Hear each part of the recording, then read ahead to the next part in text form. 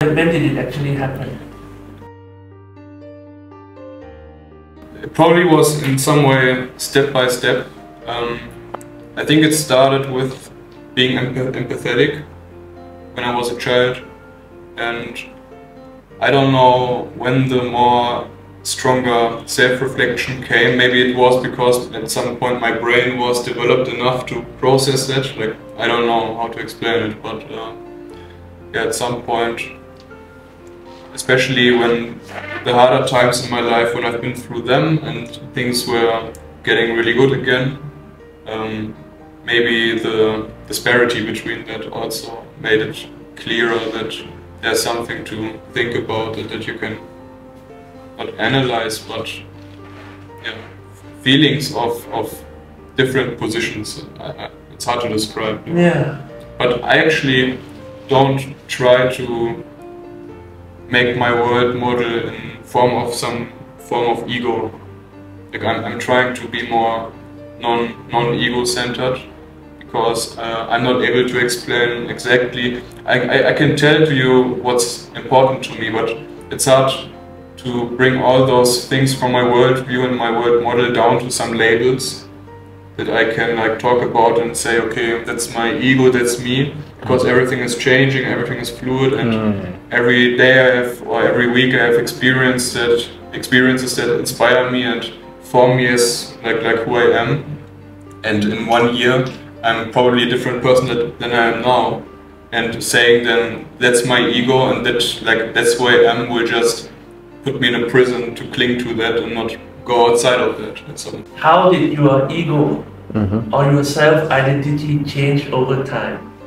You realized it at the age not even 24. Yeah, that's what I was saying, that when we are young, at that time we realize that who we are, it's already a bit late, or I would say that in my case it would be like a lot of people are still not knowing what they really want. But I knew exactly what I want at young age, but that next stage, that what he just said, that okay, I know what I wanted back then may not be true today, may not be always a fixed state of mind. It's always changing, and life is about that. You look back, you realize, hey, I should have grown here, and I should have been more empathic here. I realized looking at myself back then. And then when you talk about age, I look back when I started college, when I ended my college, or years after that. It took time to keep reinventing your awareness or your focus or your knowing yourself. And that's ever changing. Like, you always grow from that. What's your identity today? Today, I would say life, having a focused, rich life. Rich in the sense not in money terms, but health, wealth, having awareness of people around you, having awareness of making sure you're bringing everyone you touch in life up, means sharing back to them, giving them some, I wouldn't call it benefit, but wanting to share my success, my happiness, my achievement by sharing it with people around me that I care about, like teaching them how to get out of their uncomfort zone, become comfort again, but out of their comfort zone. It's like a metaphor that I put, that everyone is saying that they have something that they want to fix. I want to be able to help them. And that's where I see myself today. So, solving problems for people. But let me tell you, I also have some problem that I still need fixing. So everyone is not perfect. I would say I'm still doing that. But I like, my identity now is like, I like to help people solve their problem. Maybe health, financial, vision, or things to do. I like to help them. I don't know where it exactly started, but it became much stronger in the last 1 or 2 years. And one thing I realized is that the point that brought me there and also here is having these experiences of different kinds that elevate you, like may make you in some way move out of your old self to the new self, and that only happens when you get into new experiences and get exposed to new hard problems that you have to overcome. And a way to do that quicker is to, for me, being able to do more stuff that might inspire me to get into new situations and solve new problems. And that's like closes the circle a little bit to the stuff why I'm into health so much, so I can do more. And that was not always the case. Like a few years ago, I would, when I looked from one year to the next year, like on New Year's Eve or something, it wouldn't be such a big difference. But now, like for the last few years, I'm a completely different person every time, and implicitly I'm a much happier person, because I only engage with stuff that feels good and to myself and right to myself. And if I iterate through that farther and further, faster, because I have more energy to try new stuff and put my time into the things, then yeah, it's just an upward spiral. And yeah, that's what I just wanted to connect to the health part again. That before I used to invest so much time and focus into my health that I just wouldn't be able to move so fast. But now, since I started to do that, yeah, I'm seeing like much faster development, and it just feels very good. I want to get to know the world as much as I can. In a sense, I know that's not very specific, but in a sense that right now I believe that my world model is still very incomplete, and that I'm not even able to think about all the stuff that I will at some point want to do.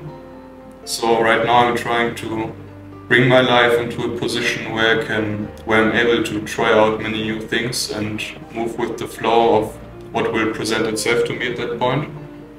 And like from that sense, it's kind of an unspecific vision. Because of the uncertainty that will arise afterwards, I add something to my world model and can think of new stuff that I'm inspired by or that I like.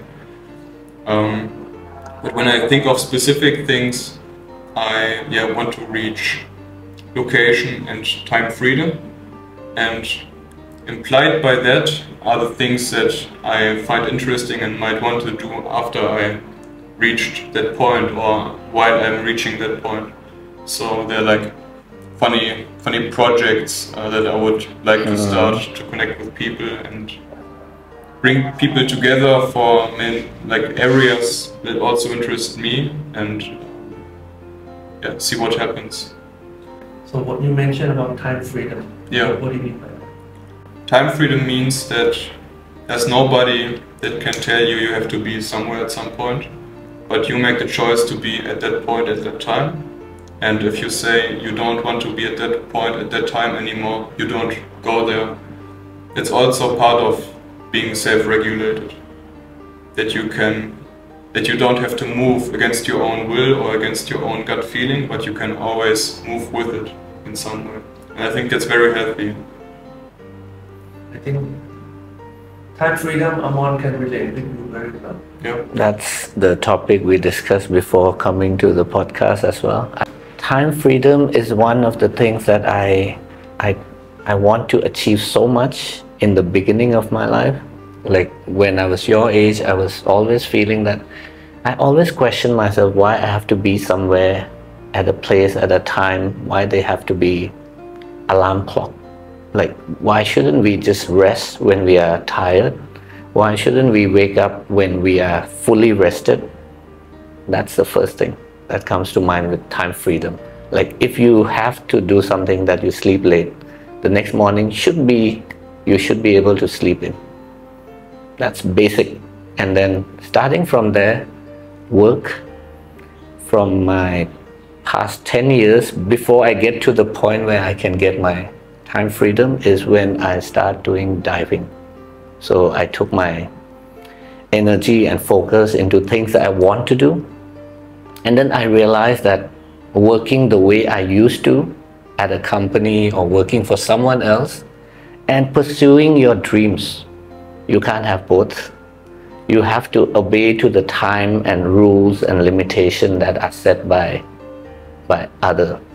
And you have to comply even against your will to be somewhere at some point where you feel with all your gut feel you want to be somewhere else.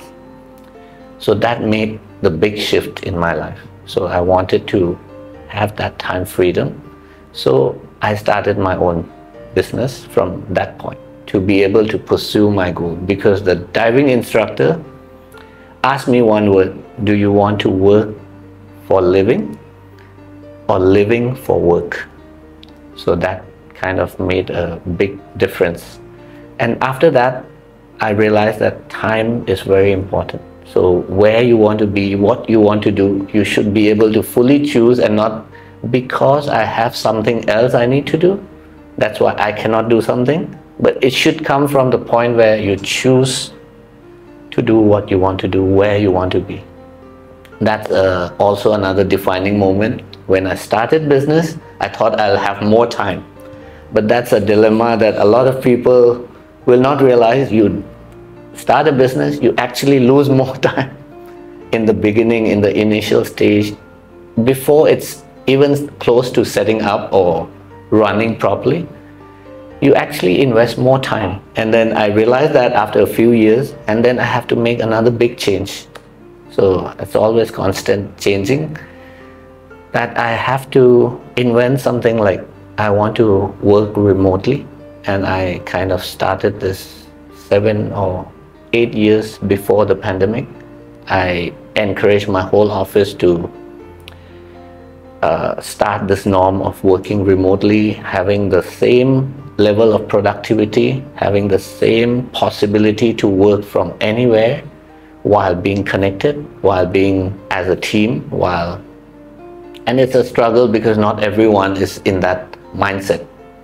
It's a big challenge to tell other people when you are not at the office, but you're working, and you are working more than at the office. You're more effective because your energy level are not drained with traveling. You don't have to be where you don't want to be. You could be where you want to be physically and still put all your attention to work and give your full energy. And when it drains out, you can recharge easily because you're at the place you are at your maximum energy. Either it's your house, your studio, or on a beach, or in your comfort place. But your mind is focused, and you can step back and step back in. With that shift of mindset, I think remote working is the key. So I always design my life in such a way that we can work remotely. And this happens before COVID hits. So, and this is something that I kind of relate to you. Right now, you're already doing that. You're working now, correct? Yes. Yeah. And you're working from Thailand, from here in Berlin. Yes. But your physical presence is always here. Yeah, where the sun is. Where the sun is. You made that conscious choice. You want to be where the sun is, but you still keep all your commitment, your financial, your timeline, your deadline. I'm still very busy. Very busy, but you are here where you want to be. Yeah. And that's also where I relate as a philosophy in business-wise, in choosing what I want to do. If that fits my business model, I'll pursue it. If it doesn't fit, I want to make that change. I want to bring people to that place together. But it's a lot of push before COVID. After COVID hit, I actually had a meeting with my company staff and saying that, okay, we do whatever we are doing. We continue that. There's no change, zero change. Very interesting. Because when COVID hit, every company went to Zoom, went to all the online remote working, taking their servers out, trying to work from home, organizing a new routine in life, but which I'm already used to that for several years. And the whole company are used to that. So that's kind of things that I relate time and place. So freedom. what's your time freedom? Where you want to land? Like I said before, I don't know yet what I will be doing then, because I have no time freedom yet, so I couldn't yet figure out what's the actual stuff that I want to do.